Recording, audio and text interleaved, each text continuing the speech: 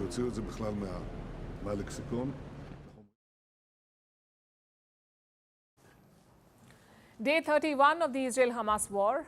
Yes, it's been a month, and it's only getting worse. From bad to worse, Israel is gearing up for a bigger fight. Last week, they surrounded Gaza City, the stronghold of Hamas, the center for their military operations. That's Gaza City for you. And now the Israeli Defense Force, or IDF, is preparing for a major assault. In 48 hours, they could enter Gaza City. Communication lines are already down, and the airstrikes are very much on, only more intense. Journalists on the ground say the explosions are getting louder and deadlier. Meanwhile, the IDF has released a video of their ground operations. It reveals a network of Hamas tunnels. Do you know where these tunnels were? Under a hospital.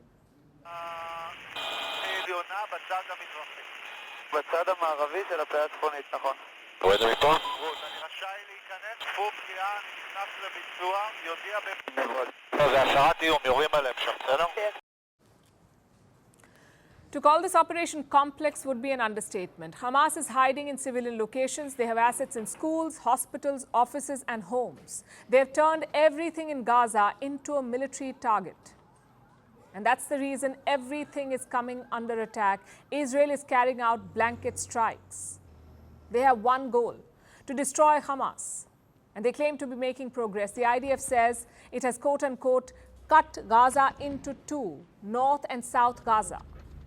But all of this comes with significant collateral damage. More than 10,000 civilian deaths. It's appalling. So pressure is mounting on Prime Minister Netanyahu. His biggest ally, the US, is demanding a pause in the fighting. They want to rescue civilians. They want to send humanitarian aid into Gaza.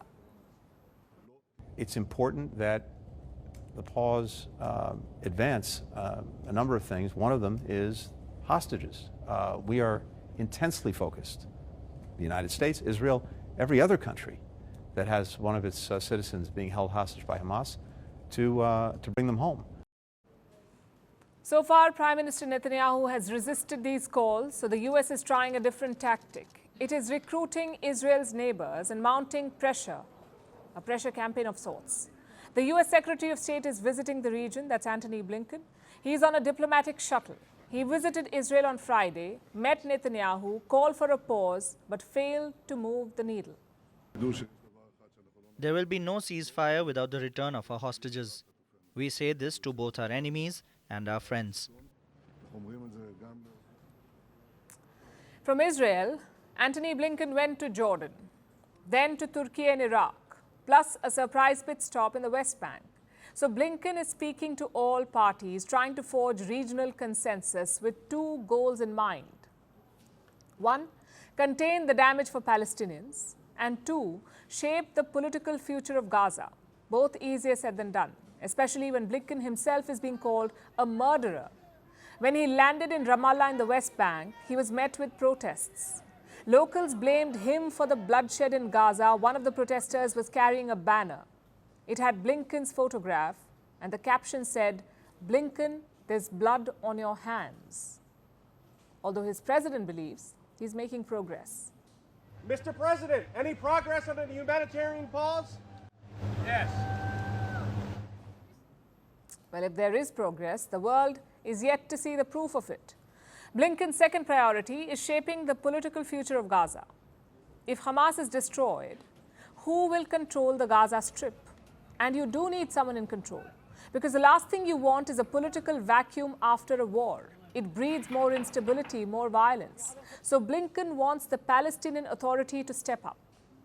He spoke to Mahmoud Abbas, the president of the Palestinian Authority, or the PA. Quick background, there was a time when the PA controlled the Gaza Strip too.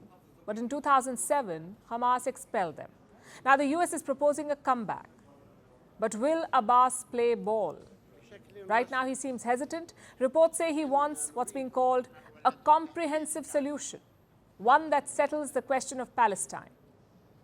But Israel is not ready for that conversation, not after the October 7th attack. Plus, Abbas has few takers even at home. You see, this man is 87 years old. The last election he won was in the year 2006. So he lacks credibility even among Palestinians.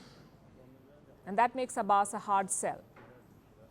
So there are no good options, really. Meanwhile, protests in support of Palestine are becoming bigger, even turning violent in some places.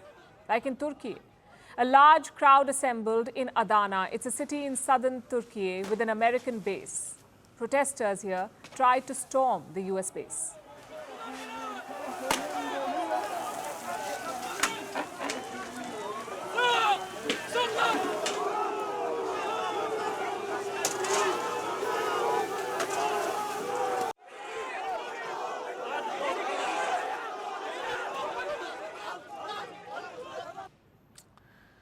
These were scenes from yesterday. Today, Blinken was in Ankara. Pro-Palestinian groups decided to make a statement. They organized an anti-US rally. They showed up with their hands red, painted red, and they called Blinken a murderer.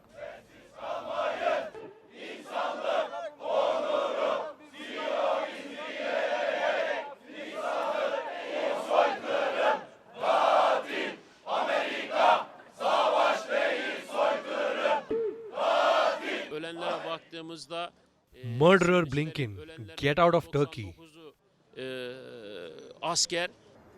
It's not just American politicians. American assets are on target too, including American ships.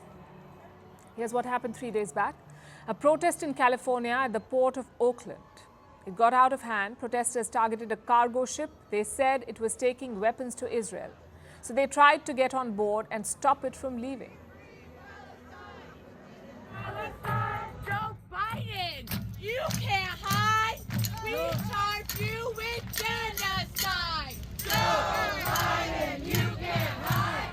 We charge you with genocide. Joe Biden, you can't hide. We charge you with genocide. Joe Biden, you can't hide. We charge you with genocide. Netanyahu, you can't hide. We charge you with genocide. Over the weekend, a large crowd gathered outside the White House too. They demanded a ceasefire.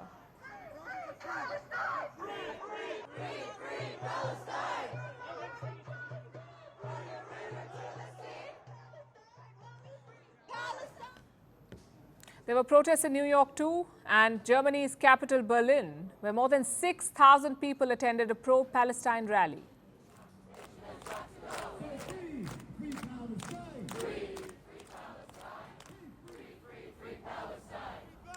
And videos like these are coming in from across the world, from Canada's Ottawa to Indonesia's Jakarta, also Chile and Venezuela. There is anger across the world over the killing of civilians in Gaza.